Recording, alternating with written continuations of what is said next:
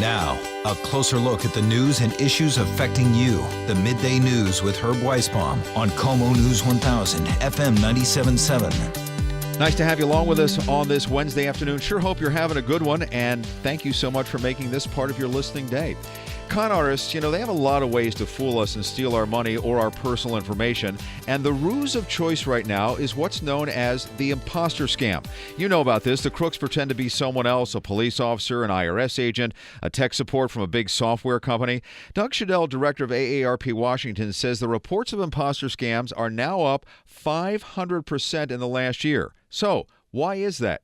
Part of the reason for that is that technology has just made it so much easier to call lots of people and pretend to be somebody else, whether it's pretending to be a technology company or pretending to be an internal revenue service agent. It's just easier and easier to pretend to be somebody you're not. And one of the things you can do is spoof the caller ID so it makes it look like you're actually calling from where you say you're calling from. Absolutely. You can pretend to be any number you want to be from any area code in the United States, and people think you're calling from next door. I'm going to play one of these calls real quickly so we can take a listen. Sir, this is not your local or your state case. This is a federal case.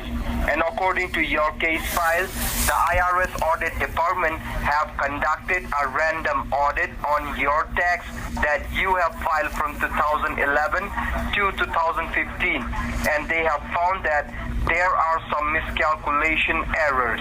So just about everybody and their brother has gotten one of these calls, and most people would probably say, oh, I could spot this. Can they? We did a survey recently of 800 people in the state of Washington. We asked them a series of questions to measure their imposter IQ. And one of the questions we asked was, how confident are you that you could spot one of these imposters? And a huge percentage said, in fact, I'm very confident. I'm sure I can spot these imposters. But then when you ask them questions that would indicate their ability to spot those imposters, many of them fail the quiz. They don't, in fact, know how to tell an imposter from somebody who's real. In preparing this report, you spoke to somebody over in India, somebody who worked in a telephone marketing boiler room pretending to be an IRS agent. Who is this guy we're going to hear from here in a minute? Yeah, we talked to this guy named Jayesh, Dubey, and he is a 19-year-old kid who worked for a period of months in one of these fraudulent IRS boiler rooms that was actually subsequently busted by the Indian authorities.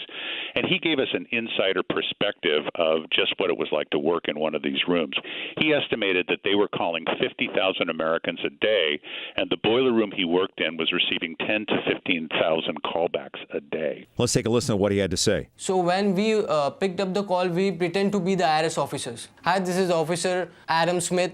I used to say, thank you for calling Internal Revenue Service. How may I help you? People didn't have money to pay.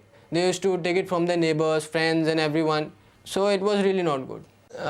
I will just say to the Americans that in the whole world, only people in America get most of the scam calls. Please don't pay any money on the calls. That's what I want to tell them. So once again, this was a scammer working in a telephone boiler room in India. Did it sound like to you, Doug, that it was easy to scam people? Well, he would indicate that a lot of people would call and chew him out because they knew it was a scam. Not everybody was calling because they were interested, but a lot of people were calling because they were afraid that it might be real.